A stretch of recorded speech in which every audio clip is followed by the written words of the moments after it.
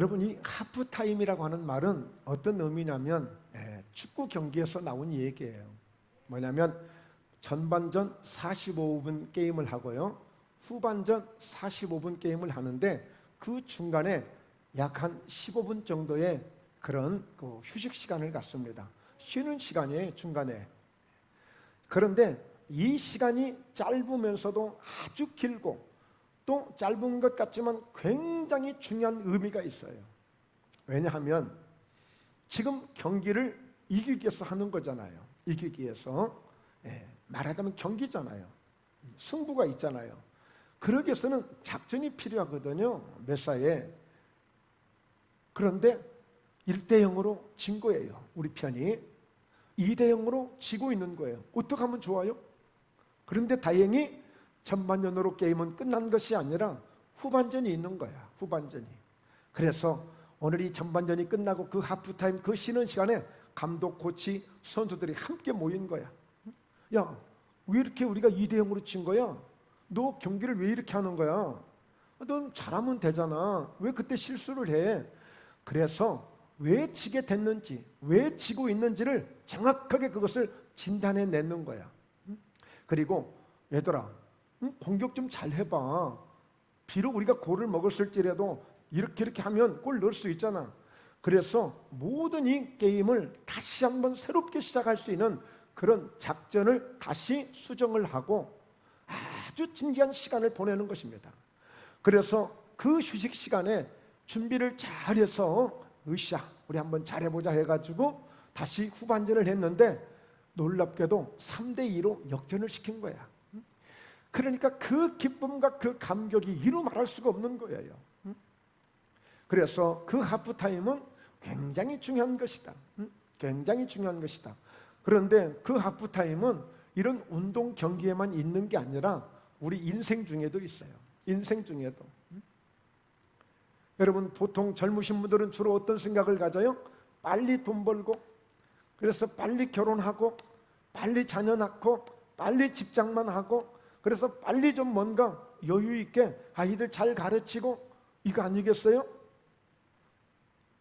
그래서 좀 더 인생의 후반기를 멋있게 편안하게 좀 살기 위해서 거의가 그런 목적을 가지고, 그런 목표를 가지고 그렇게 열심히 일하실 거예요. 어떤 분이 근래에 그런 얘기를 해요. 잘 아는 자기 이렇게 함께 그 업계에서 일하는 동료인데 그 업계에서는 아주 소문이 자자해 성실하기로, 아주 열심히 하기로, 아주 착하기로. 그래서 그 업계에서 중요한 직책도 오랫동안 맡고 있어요. 사람들한테 신뢰를 받고 하니까.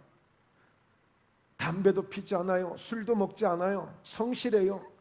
그런데 딱 한 가지, 예수는 안 믿어. 근데 이 사람들이 얼마나 좋아하겠어요. 그런데 그가 뭔가 정말 자기 꿈을 이룬다고 생각했고 인생을 잘 산다고 생각했는데 50대 초반에 암이 와버렸네. 암이 와버렸어. 지금 근래에 있는 일입니다. 그래서 모든 것을 내려놓을 수밖에 없는 상황이 된 거야. 어쩌면 그는 인생의 전반전을 자기가 성공했다고 생각했지만 어떻게 보니까 자기 자신에게 주어지는 후반전은 절망적이야. 그런데요, 그 절망적일 때 비록 내가 2대0으로 치고 있는 전반전을 마친 지금 상황에 누가 가장 중요하냐면 감독, 코치예요. 이때 정확하게 그 11명의 선수들이 어떻게 뛰었는지를 정확하게 집어주고, 그리고 잘못하고 있는 부분을 어떻게 잘못하고 있는지를 정확히 집어주고 그것을 보완해서 그 후반전을 잘 뛰게 할 때에 3대2로 역전할 수 있단 말이에요.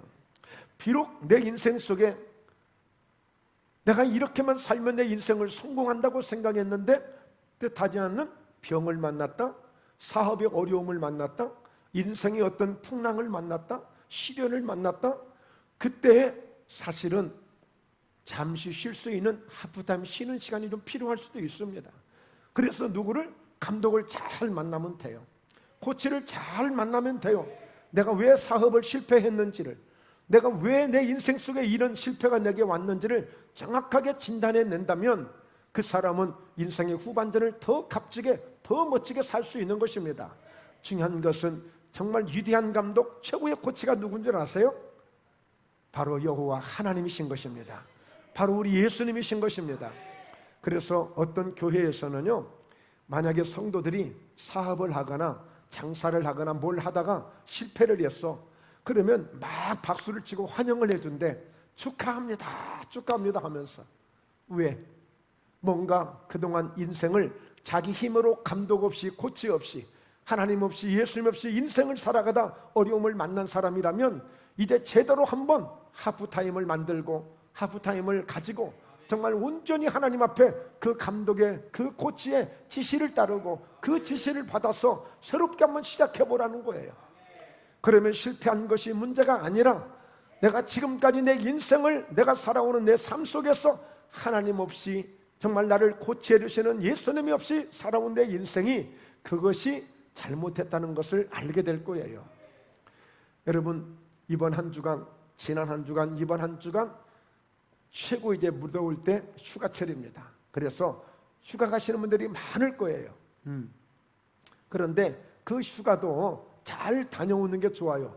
어떤 사람은 휴가 갔다 와가지고 어려병이 걸려가지고 더 힘을 충전해가지고 와야 되는데 더 그냥 고생만 죽도록 해가지고 운전한다고 이틀 3일을 차를 몰고 다니고 그냥 막 여기 다니고 저기 다니고 하나라도 더 보면 그게 여행을 잘한 걸로 생각하고 막 여기도 가보고 저기도 가보고 하다가 사람이 지쳐가지고 오는 거야. 사실은 휴가를 가서 조용하게 이 전반기를 돌아보면서 또 이 후반기를 어떻게 또 이 가을에 추수를 거두고 수확을 거둘 것인지를 잘 준비하면서 사실 보내는 게 쉼이고 휴가인데, 그런데 그 휴가에 아주 그냥 뭐 죽도록 먹고 마시고 그냥 고생만 하다가 이렇게 오는 경우 있어요. 오늘 휴가를 지혜롭게 잘 보내십시오. 네, 그래서 오늘 저는 성경 속에서 우리 인생 속에서 인생의 하프타임도 있고 또 운동하는 운동선수들에게도 하프타임이 필요하듯이 우리 신앙생활 속에서도 영적인 우리 믿음을 가진 믿음의 사람으로서도 우리에게 하프타임이 필요해요. 그런데 바로 이 하나님을 만난 이 엘리야가 어떻게 그의 인생 속에 그의 사역 속에 그 하나님을 통해서 하프타임을 어떻게 보냈는지를 저는 엘리야를 통해서 은혜를 많이 받게 됐습니다. 그래서 오늘 이 말씀을 준비하게 된 것이고 함께 은혜를 나누는 복된 시간 되길 주의 이름으로 축원합니다. 자, 첫째, 오늘 한번 말씀해 보니까요, 이 첫 번째 단계가 뭐냐면 하나님을 만나서 그 하프타임을 보내는 엘리야의 첫 단계는 말씀에 순종하는 단계였어요. 말씀에 순종하는 단계. 근데 이것은 가장 초보적이고 가장 기초적이고 가장 기본적인 단계야. 우리 모두가 다 이것을 다 이렇게 할 수 있어야 돼. 그래서 사실 하프타임이라는 것은 운동 경기에 딱 중간에 주어진 시간이지만 오늘 하루도 우리가 이 예배를 마치고 오늘 오후에도 1시간이든 2시간이든 여러분들 얼마든지 성경을 보면서 차를 한 잔 마시면서 내 자신의 잠시의 하프타임을 언제든지 가질 수 있는 거예요. 언제든지. 자, 그런 의미에서 오늘 이 말씀에 순종하는 단계, 이 엘리야는 하나님께로부터 이 하프타임을 함께 보내게 되는데요. 자, 한번 볼까요, 말씀을? 자, 1절. 길앗에 우거하는 자 중에 디셉 사람 엘리야가 아합에게 말하되 내가 섬기는 이스라엘의 하나님 여호와께서 살아계심을 두고 맹세하노니 내 말이 없으면 수년 동안 비도 이슬도 있지 아니하리라 하니라. 그러니까 어떻게 보면 이 엘리야는 내가 하고 싶은 대로 하는 것이 아니라 하나님이 그를 엘리야를 쓰시거든요. 그러니까 어떻게 보면 엘리야가 나는 이런 하프타임을 가지고 싶어 라기보다는 하나님이 만들어주시는 하프타임이 돼요. 하나님이 만들어주시는. 자, 그러면서 하나님께서 오늘 이 엘리야를 통해서 아합에게 말하되 그랬는데, 여러분, 오늘 이 엘리야가 아합에게 말했다는 이야기는 제가 하기는 조금 약하고 나름대로 교단을 상징하고 이 한국교회를 상징하는 그런 대표적인 인물들이 있을 거 아니에요. 예를 들자면 서울에 있는 A라는 목사님이 지금 누구를 찾아간 거예요? 대통령을 찾아간 거예요. 지금 그런 격이에요. 그런 격. 그런데 이 아합이라는 사람은 누구냐? 오늘 이 열왕기상 16장 29절부터 쭉 보면 아주 역대의 그 어떤 왕보다도 아주 악한 왕이라고 그랬어.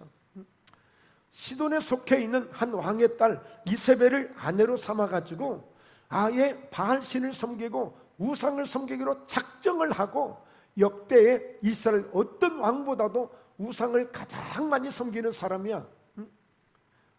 그러니까 그걸 볼 때에, 그 모습을 볼 때에 이 엘리야는 선지자였고 하나님이 선지자로 세워서 그에게 보냈는데 지금 가서 뭐라고 얘기하는 거예요? 아합에게 말하되 내가 섬기는 이스라엘 하나님 여호와께서 살아계심을 두고 맹세하는데 내 말이 없으면, 내 입에서 내 말이 없으면 수년 동안, 앞으로 몇 년이 될지 모르겠지만 수년 동안 비도 이슬도 한 방울도 내리지 않을 것이라고 감히 왕을 찾아가서 얘기한 거예요. 이거 좀 살려고 하는 소리예요? 죽으려고 하는 소리예요? 예? 아무리 선지자이지만 왕한테 가서 지금 살려고 하는 것은 아니죠. 내 말이 없으면, 내 입에 말이 없으면 비도 안 오고 이슬도 한 방울 내리지 않을 것이라. 왕한테 갔으면 왕이 도대체 체면이 뭐예요? 왕이 가만히 있겠어요? 오늘 하나님이 보내시니 엘리야는 이렇게 하나님 앞에 나아가게 되는 거예요. 자, 그러면서요 2절에 여호와의 말씀이 엘리야에게 임하여 이르시되. 왜 그러겠어요? 그냥 두면 엘리야 죽습니다. 엘리야 죽어요. 그래서 하나님이 하프타임으로 보내는 거야. 어디로 보내요? 자, 너는 여기서 떠나 동쪽으로 가서 요단 앞 그리 시냇가에 숨고, 숨으라고 그랬어요. 누가요? 하나님이. 너 빨리 가서 숨어. 너 죽을 수 있으니까. 심지어는요 예수님도 응애하고 태어나실 때에 하나님이 예수님의 아버지 요셉에게 꿈을 꾸셔서 빨리 너를 죽이려고, 헤롯 왕이 죽이려고 하니까 애굽으로 피난 가도록 했습니다. 그래서 예수님도 죽을 뻔했는데, 아기 때 죽을 뻔했는데 피한 거예요. 자, 이렇게 하나님이 엘리야를 피하게 하신 거죠. 그런데 그리 시냇가에 숨고 4절에 그 시냇물을 마시라 내가 까마귀들에게 명령하여 거기서 너를 먹이게 하리라 그랬어요. 그러니까 엘리야에게 이 첫 번째 단계는 바로 그리 시냇가에서 숨어서 하나님의 때를 기다려야 하는 이 하프타임을 가진 거예요. 이 시간이 하루가 될지 한 달이 될지 1년이 될지 할 수 없어요. 하나님이 일단 그런 시간을 가지라고 보내신 거야. 우리가 시간을 만들 수 있겠죠. 여러분들이 뭐 하루를 만들 수도 있고 일주일을, 이 휴가 기간을 통해서 한 3일을 만들 수도 있겠죠.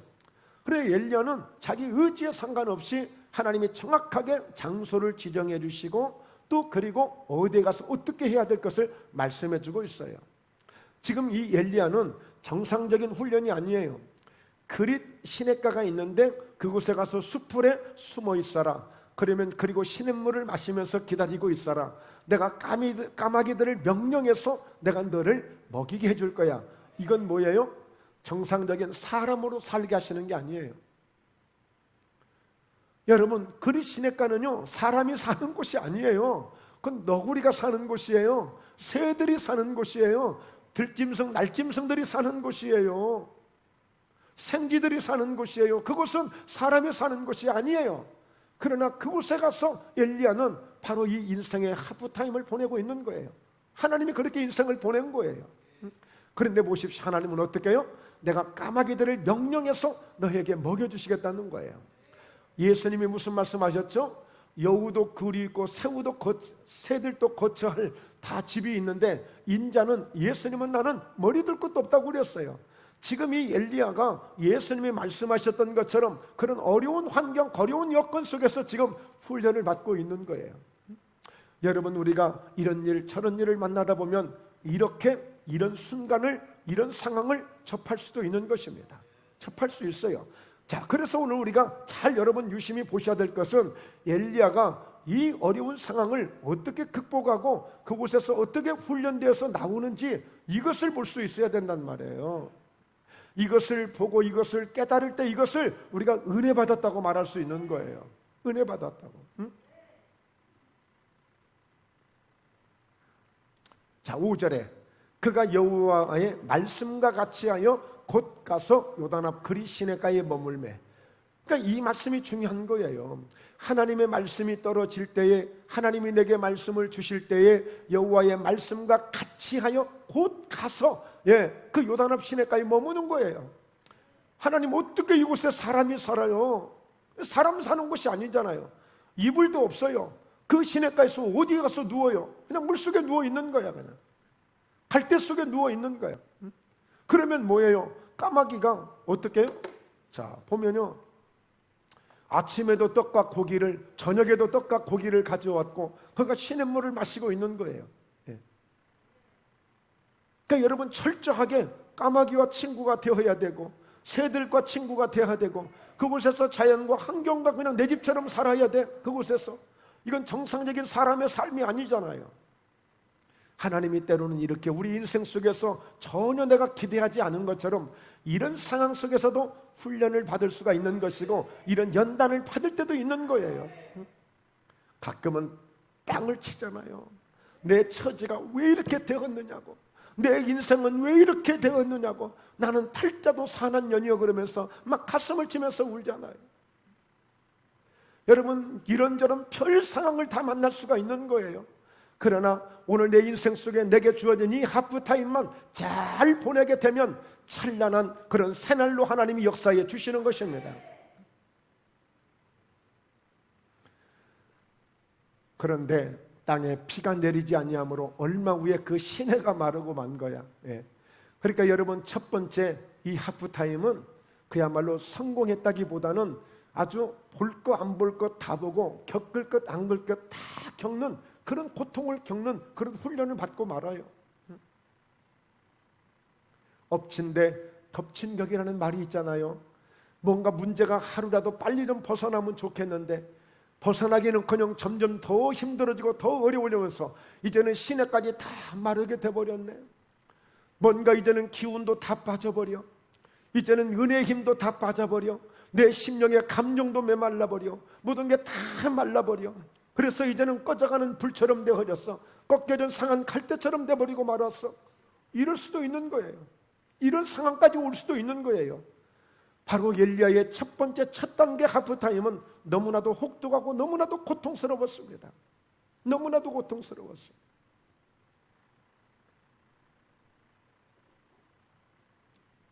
두 번째, 엘리야는 이어서 우선순위의 훈련 과정을 또 통과하게 됩니다. 경험, 또 그 훈련 속에 들어가게 돼요.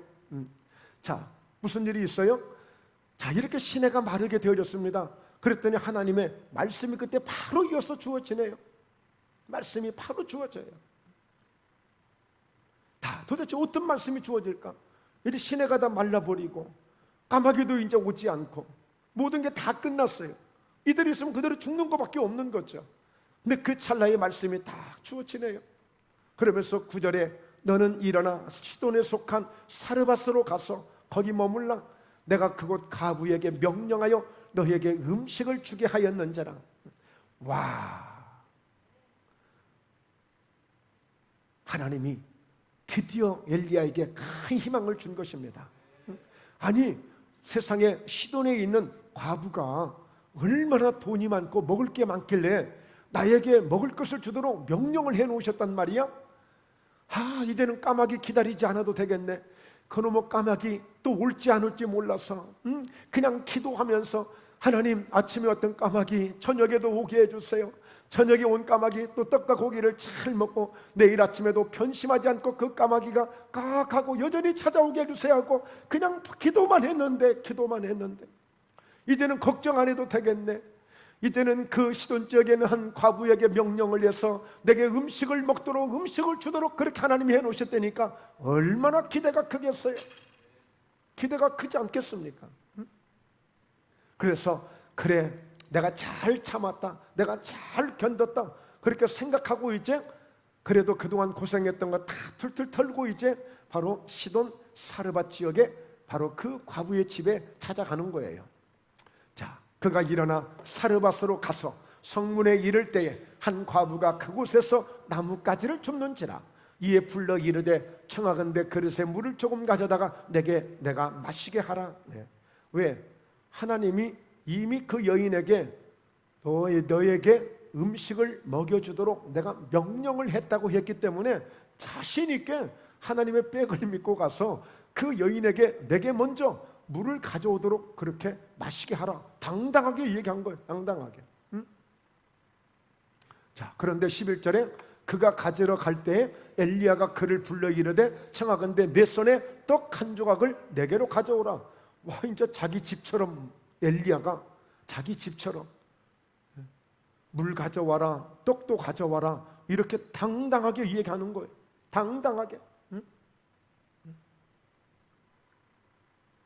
자, 12절에 봅니다.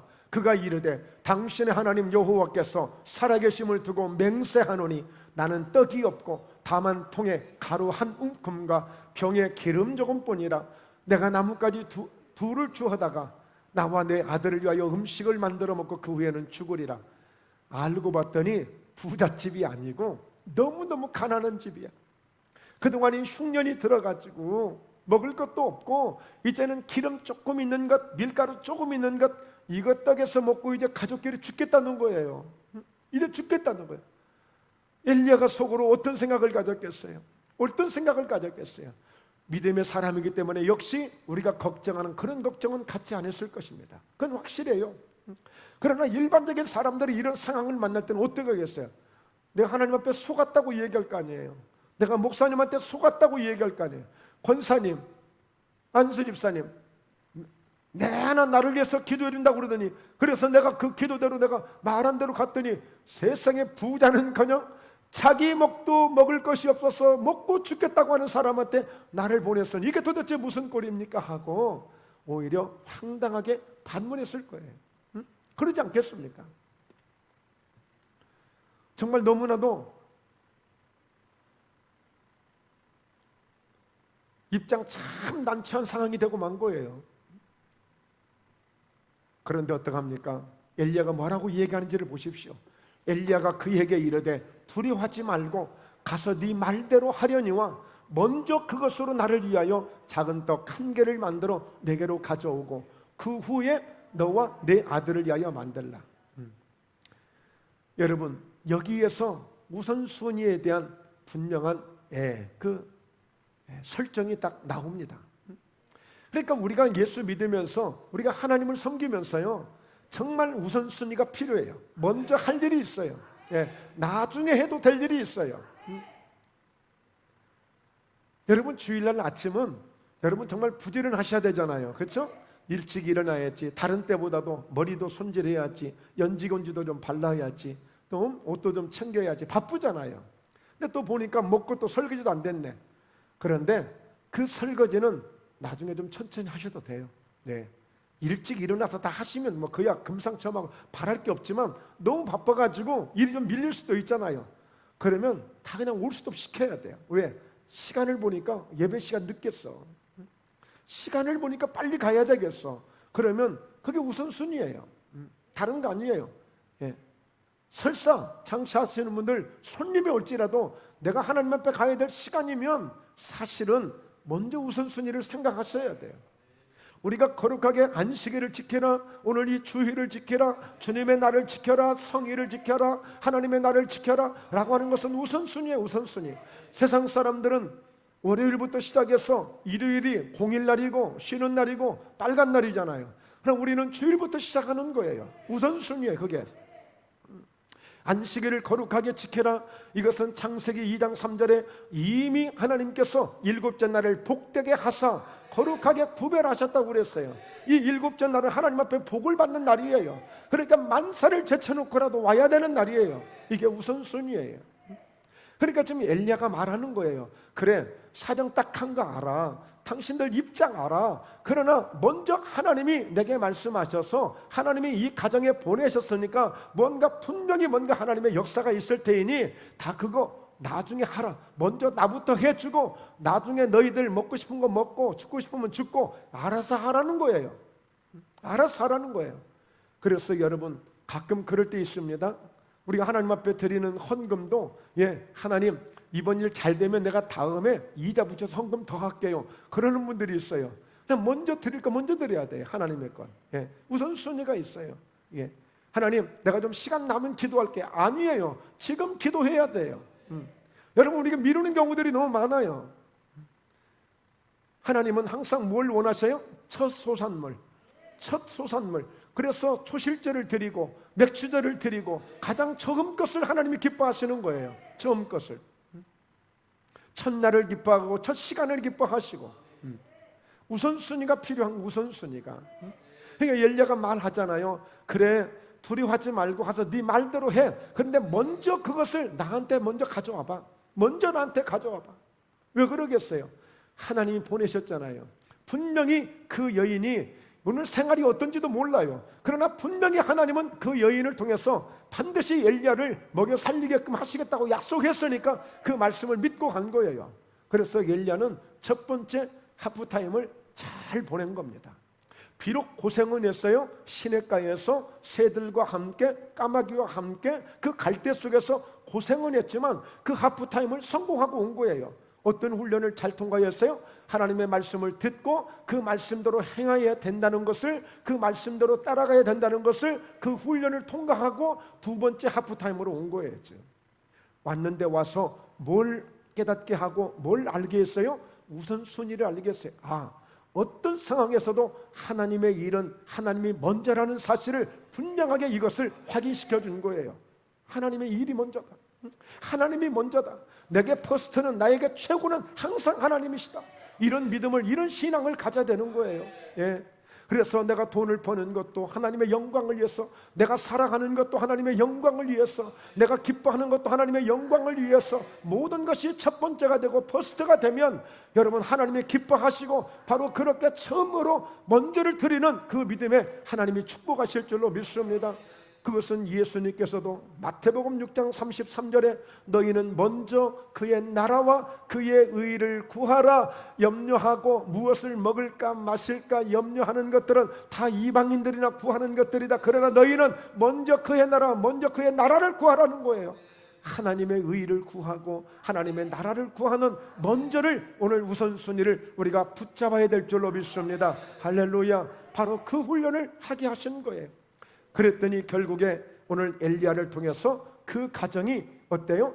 자, 나 여호와가 비를 지면에 내리는 날까지 그 통의 가루가 떨어지지 아니하고 그 병에 기름이 없어지지 아니하리라 하셨느니라.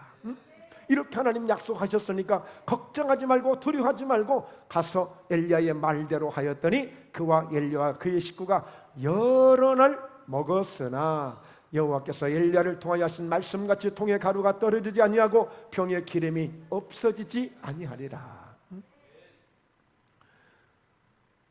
저도 가난한 가운데 제가 신학을 했어요. 사실 뭐 작은 사업을 좀 했었습니다. 그런데 제 생각은 절대 그걸 놓지 않으려고 했어요. 왜? 이야기 들어보니까 신학한다고 신학교 들어갔다가 뭐 라면도 못 먹고 굶고 학비도 못 내고 막 그렇게 고생한대. 아유 바보들. 내 속으로 아유 바보들. 아니 좀 적당하게 좀 돈 좀 벌면서 다니면 뭐 여유 있고 좋지. 뭐 이렇게 찌질하게 그렇게 살아? 그랬더니 아니더라고요. 그게 아니에요. 그래서 다 정리를 하고 그야말로 맨손으로 이제 신학을 시작했는데, 근데 사실 저는요 그 신학을 하면서 하나님 앞에 훈련을 받으면서 늘 양복 입고 살았고요. 진짜 뭐 등록금 때 돼도 한 번도 걱정해 본 적이 없고, 등록금이 뭐 두 사람, 세 사람 그냥 막 밀리기도 하고요. 그래서 오히려 다른 사람들에게 등록금을 또 도와주기도 하고 그렇게 했네요.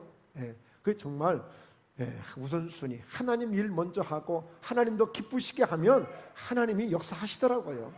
엘리야의 사건이, 오늘 엘리야의 사건을, 엘리야가 훈련받는 이 사건을요 그냥 남의 사건으로 생각하지 말고 내게 주어지는, 내가 감당할 수 있는 내 하프타임은 어떻게 보낼 것인가를 엘리야를 통해서 한 수 배우는 거예요 지금.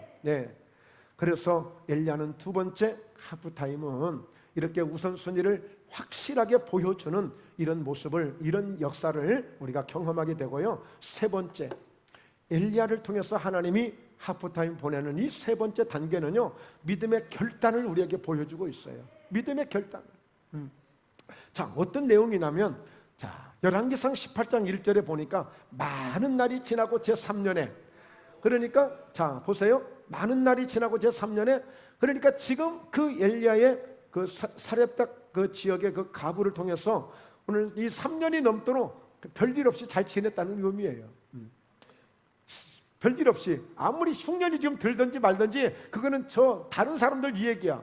지금 야고보서 5장 17절에 보면 엘리야도 우리와 성장이 똑같은 사람이로되 그가 기도한 즉 3년 6개월 동안 비가 안 오고 다시 기도한 즉 비가 왔다고 그랬는데, 지금 비가 오지 않아서 가물어서 여러분이 열왕기상 18장을 쭉 보면요, 왕도 난리가 아니야.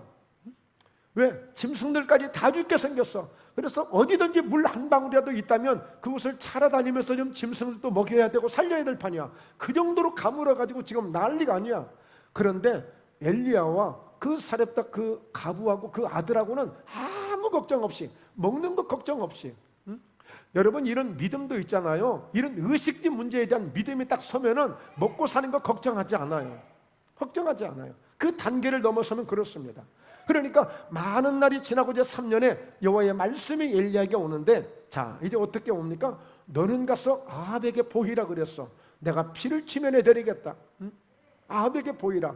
사실은 아합에게 보였다가 비 한 방울, 이슬 한 방울도 내리지 않을 거라고 그렇게 말하는 바람에 엘리야가 죽음을 당할 뻔하거든. 나중에 성경을 쭉 보면은요, 각 나라든지 어디든지 사람을 보내지 않은 곳이 없다고 그랬어. 엘리야를 잡아서 죽이려고. 왜?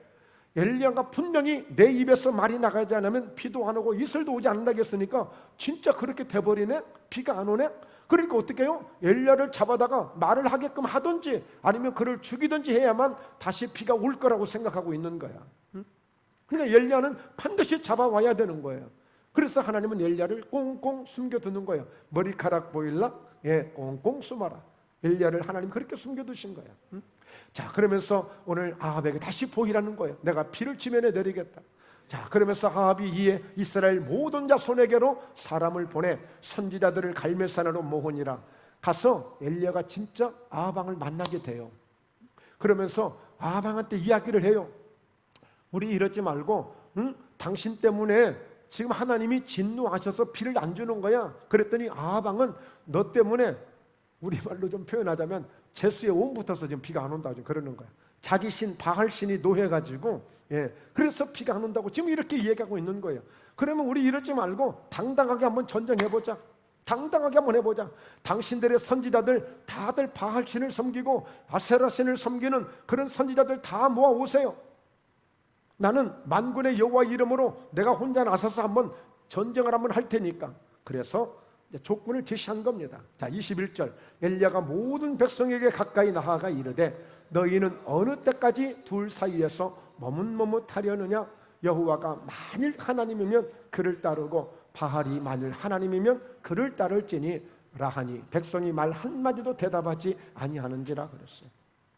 지금 어떤 상황이 주어졌어요? 여러분, 바알, 엘리야하고 아합 왕은 여호와냐 바알이냐? 여러분, 영적 전쟁, 이 신들의 전쟁이 벌어진 거예요. 신들의 전쟁이. 예. 자, 그런데 오늘 엘리야는 여호와께서, 하나님께서 이렇게 진노를 하셔서 지금 비가 오지 않는다는 것을 분명히 보여줘야 돼. 그래야 말이 성립이 되는 거야. 우리 예수 믿으면 우리가 분명히 구원받는다는 것을 보여줘야 돼. 예수 믿으면 분명히 살아계신 하나님을 내가 믿고 있다는 것을 보여줘야 돼. 보여줘야 돼. 지금 엘리야는 그것을 지금 보여주고 있는 거예요. 그래서 오늘 소 2마리를 가져다가 우리가 제단을 나무를 벌려놓고 그곳에 불을 내리게 한 신이 과연 신이다. 만약에 바알의 이름을 불러서 바알 신이 불을 내리게 하면 나는 여호와를 포기하고 나도 그 바알을 내가 여호와 하나님이라고 하겠다. 엘리야가 지금 그렇게 된 거예요. 만일 하나님이면 그를 따르고 바알이 만일 하나님이면 그를 따를지니. 그러니까 백성이 말 한마디도 못하는데 백성들에게 그랬어. 백성들은 중간에서 머뭇머뭇하고 있는 거야. 하나님도 아니고 바알도 아니고. 응? 여러분, 여기서 믿음의 결단이 필요한 거예요. 여기서 믿음의 결단이 필요한 거예요. 최근에 서울에 있는 한 교회에서 법원에 신청을 했습니다. 예배를 드리지 말라고 하니까 예배를 드리지 말라고 하니까 이것을 너무 이게 불평등하다, 불합리하다. 그래서 법원에 신청을 했습니다. 아니, 지하철 그렇게 많은 사람들이 타고 다니고 식당에도 그렇게 많은 사람들이 몰려들고 공연장, 콘서트장 4,000명, 5,000명이 들어갈 수 있는데 왜 교회만 20명이냐? 왜 교회만 10명이냐? 이건 불합. 그리고 분명히 헌법에 종교의 자유가 있는데 이게 뭐냐? 그래서 법원에 신청을 했는데요, 진짜 법원에서 통과됐습니다. 그래서 그 서울에 있는 서울 은평구에 있는 교회인데, 예, 은평제일교회라고, 그 교회는 예배를 드리도록 법원에 허락을 해줬어요. 예, 이번에. 근데 여러분 보십시오. 정말 그 예배를 드리시는 교회들이 있거든요. 전국에 보면 있어요, 큰 교회들이. 근데 그분들은요, 예, 감옥 갈 각오하고 예배 드리게. 예, 벌금 낼 각오하고 그리고 그들은 이미 법원에 다 신청을 했어요. 그러니까 그렇게 싸우는 교회들이 있어요. 왜냐하면 너무 불공평하다는 거예요. 우리 식당 가보죠. 식당 바글바글 하잖아요. 예. 극장도 막 사람들 얼마든지 들어가고 자리만 띄우면. 근데 교회만 유독 20명만 가라는 거예요. 물론 아직 목포 지역은 3단계입니다. 4단계가 아니기 때문에 지금 저희 목포 지역은 예배에 100명이 들어올 수 있다. 그러면 20명이 예배를 드리고 200명이 들어올 수 있다. 그러면 40명이 예배를 드리는 3단계입니다. 3단계 지금. 예. 저희는 지금 현재 안전합니다. 예. 안전해요. 자, 그런 의미에서 여러분, 우리가 머뭇머뭇할 때가 있어요. 진짜 신앙을 지켜야 되는, 정말 신앙을 지켜야 되는. 6.25 때 그런 일이 많이 있었다고 그래요. 실제 십자가를 앞에다 놓고 예수님의 성화를 갖다 앞에다 놓고 이걸 발로 밟고 가라, 예수 안 믿는다고 해라, 그러면 내가 살려주겠다, 그렇게 조건을 내건 그런 경우들도 더러 있었다고 그래요. 일본 시대 때도 마찬가지였고요. 예. 그러나 진짜 신앙을 지키고 믿음을 지키는 사람들은 여기서 결단을 보여주는 거예요.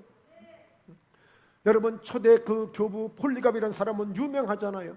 한 번만 부인하면 이 화형식에서 건져주겠다.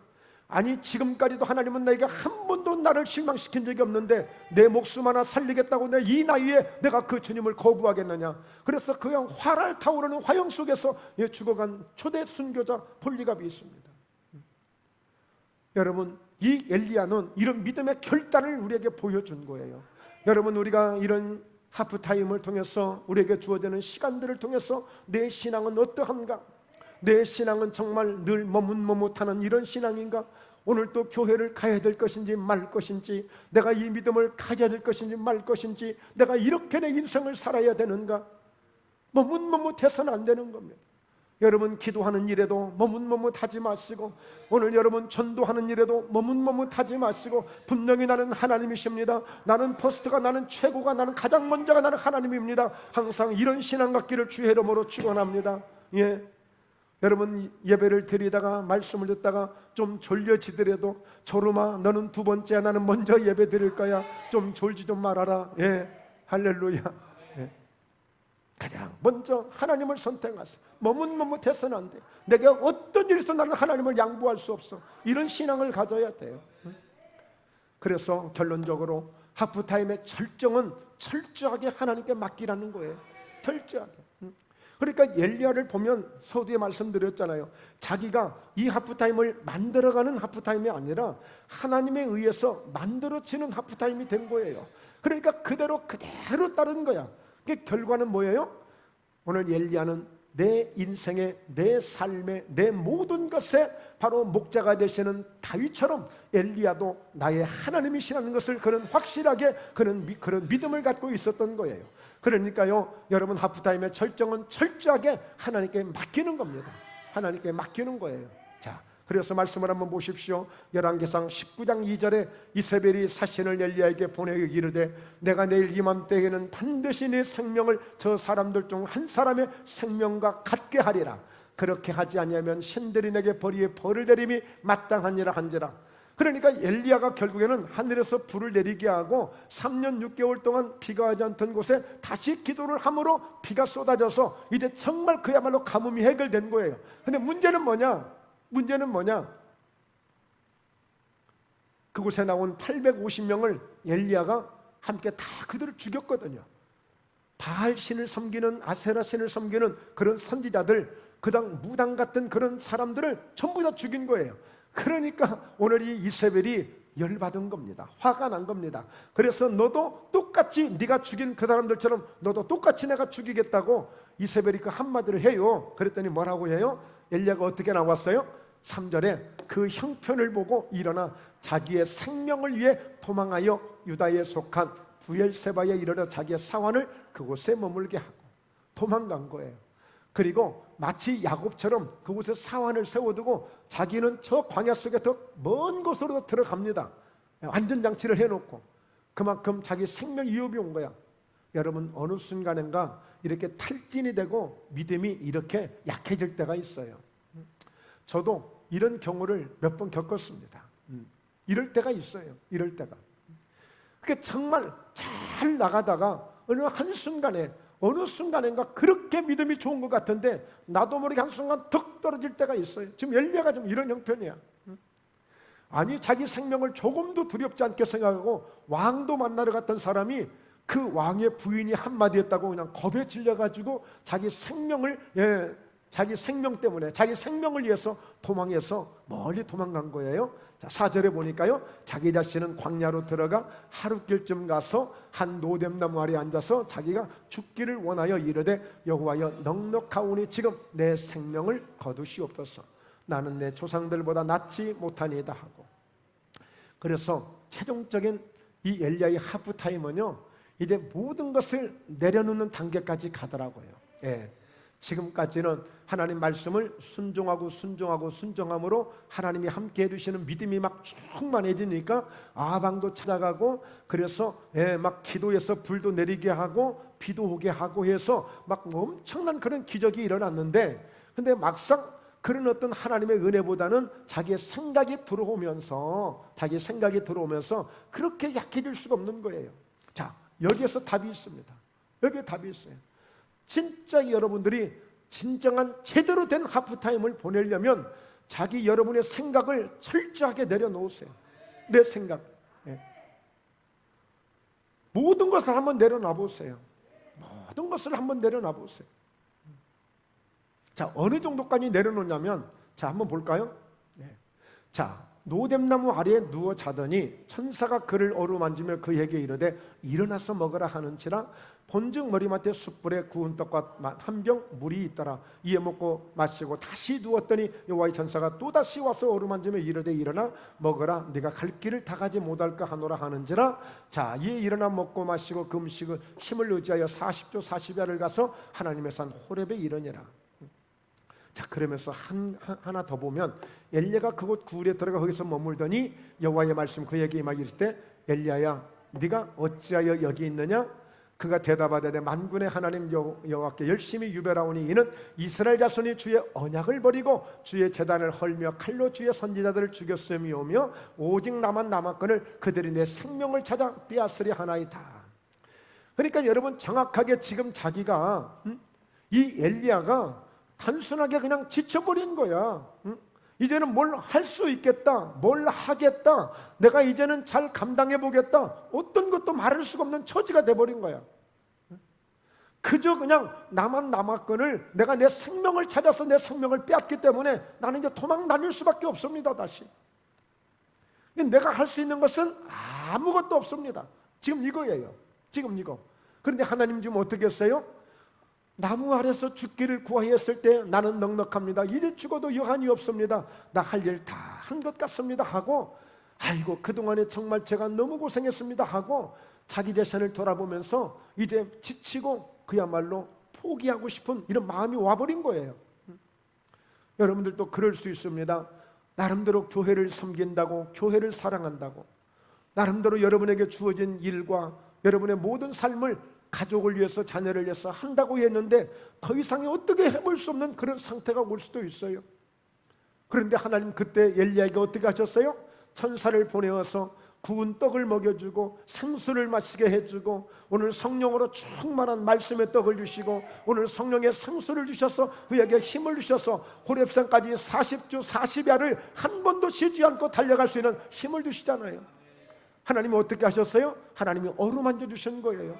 그래 너 고생 많았다, 그래 너 많이 힘들었지, 그래 너 많이 아팠지, 그래 내가 너의 수고를 알고 내가 너의 눈물을 알고 내가 너의 마음을 내가 안단다. 나중에 요한계시록에 보니까 다 하나님 나라에 가면 하나님이 다 그렇게 해주신다고 그랬어요. 예. 이 땅에서 흘렸던 눈물을 씻겨주시고, 이 땅에서 수고했던 땀을 닦아주시고, 이 땅에서 수고했던 모든 것을 기억해 주시고, 네가 행한 대로 내가 갚아주리라고 하나님 말씀하신 것입니다.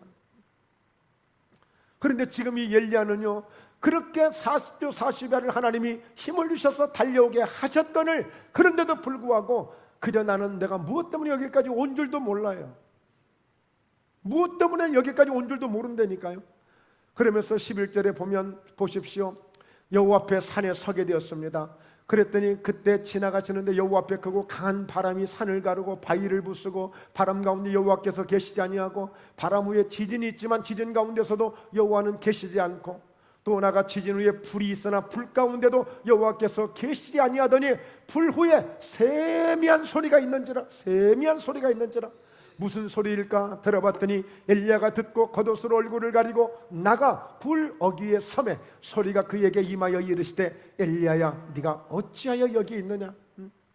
그러니까 지금 엘리야도요, 내가 여기 왜 와 있는지도 몰라요. 지금 내가 왜 와 있는지도 몰라. 지금 그런 상태야. 저도 지난 과거를 돌이켜보니까 정말 힘들고 어려울 때 내가 기도원에 한번 가 있는데 내가 왜 와 있는지도 몰라. 그 제가 기도를 그렇게 했어. 하나님 그냥 왔어요 그랬어. 하나님 그냥 왔어요 그랬다니까요. 그렇게 기도한 적이 있어요. 하나님 그냥 왔어요. 그냥 왔어요. 그냥 그렇게 몇 시간만 그렇게 기도하다 그냥 내려온 적도 있어요. 정말 지금 엘리야가 왜 와 있는지를 몰라. 14절에 그가 대답하되 내가 만군의 하나님 여호와께 열심히 유발하오니 이는 이스라엘 자손이 주의 언약을 버리고 주의 제단을 헐며 칼로 주의 선지자들을 죽였으며 오직 나만 남았거늘 그들이 내 생명을 찾아 빼앗으려 하나이다. 결국에 뭐예요? 내 생명만 찾게 되니까 더 이상 내가 어떻게 버틸 힘이 없다는 거예요. 그런 가운데 하나님이 말씀이 주어집니다. 그래서 여러분 이제 말씀의 마지막입니다. 오늘 하프타임을 하실 때 오늘 이 엘리야에게 어떤 역사가 있었어요? 세미한 소리가 그에게 들렸어요. 세미한 소리가. 그러면서 제가 성경은 펴지 않았는데 여기 열왕기상 19장 15절 이하에 보면 하나님이 엘리야를 보내서 다메섹에게 보내서 하사엘에게 기름을 부어 아람의 왕이 되도록 하고, 또 님시 아들 예후에게 기름을 부어서 이스라엘의 왕이 되게 하고, 또 아벨무홀라 사바세 아들 엘리사에게 기름을 부어서 너를 대신해서 선지자가 되게 하고, 그러니까 엘리사를 세우는 일들을 하게끔 해요. 그러니까 엘리야는 아무 할 일이 없고 이제는 도망다니는 신세가 되어져서 그저 차라리 이렇게 사느니 죽는 게 낫다라고 했을 때에 하나님이 음성을 주신 거예요. 너 그거 아니야. 너 정말 너무나도 중요하게 할 일이 있어. 그래서 이렇게 왕들을 세우는 일에, 기름을 붓는 일에 하나님의 종으로 쓰임을 받고, 또 자기 후계자 엘리사를 세우는데 마지막 하나님이 그 엘리사에게 보내는 것입니다. 그리고 나서 그 엘리사를 세워놓고 자기는 불수레에 불병거를 타고 죽음을 보지 않고 하나님 나라에 올라가는 사람이 엘리야가 된 것입니다. 할렐루야. 그러므로 오늘 최종적인 엘리야의 그 하프타임은 따라서 합니다. 주님, 제가 여기 있습니다. 말씀하옵소서. 내가 듣겠나이다.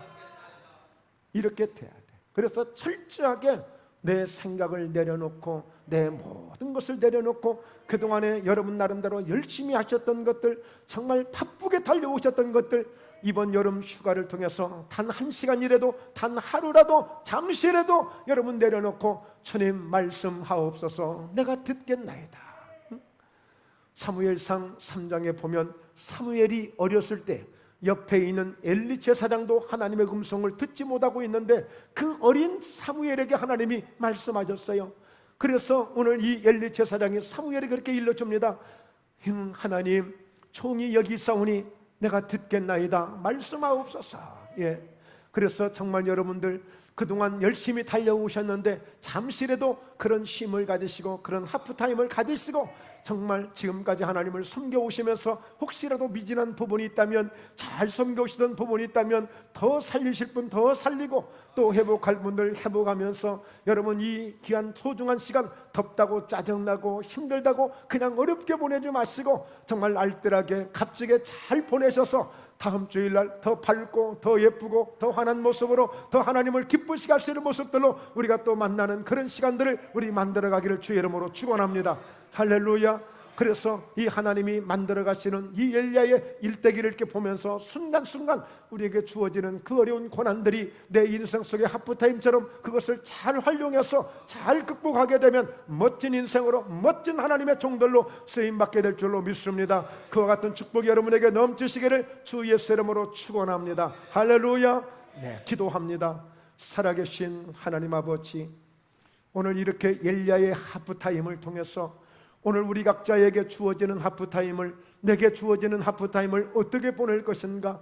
주여, 제가 여기 있사오니 듣겠나이다. 내게 말씀하옵소서. 오늘 이와 같이 엘리야처럼 사무엘처럼 하나님의 말씀을 듣고자 할 수 있는 이번 하프타임이 잘 되어져서 우리 모두가 더욱더 성장하고 영적으로 성장이 있고 영적으로 회복이 있는 그런 은혜들을 다 경험할 수 있는 우리 사랑하는 성도들 되게 하여 주시옵소서. 이 더운 여름 가운데 하나님 건강 상하지 않도록 영육간의 날마다 건강을 지켜주시고, 또 삶 가운데 행여라도 어려움 없도록 하나님이 늘 붙잡아 주셔서 예수님 안에서 평안하고 행복하고 감사할 수 있는 이런 은혜의 삶들이 될 수 있도록 은총을 더하여 주시옵소서. 저희 목포예담교회를 주의 이름으로 축복합니다. 영혼이 잘 되는 은혜가, 범사에 영통한 은혜가, 영육간의 강건한 은혜가 목포예담교회를 통해서 많은 영혼들에게 함께 날마다 풍성하게 임하는 역사가 있을지어다. 거룩하신 예수님의 이름으로 기도드리옵나이다. 아멘.